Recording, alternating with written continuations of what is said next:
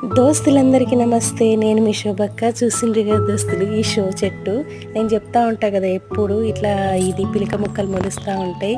అయితే నేను కట్ చేసి మాకు తెలిసిన వాళ్ళకి ఇస్తానని మా గల్లీలోనే ఒక ముగ్గురు నలుగురికి ఇచ్చిన. చూడండి, కట్ చేసింది కూడా మీకు కనబడుతుంది.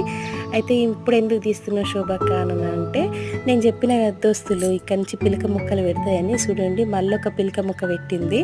అయితే ఇది ఈసారి మా దోస్తు, నేను పనికాడికి పోతా కదా, మా దోస్తు అన్నది అబ్బా నాకు కూడా తెచ్చి అని చెప్పేసి.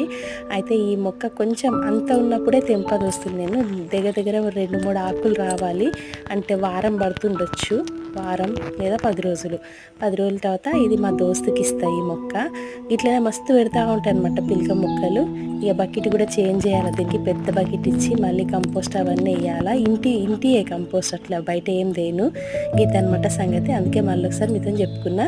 వీడియో నచ్చితే ప్లీజ్ సబ్స్క్రైబ్. ఉంటాం.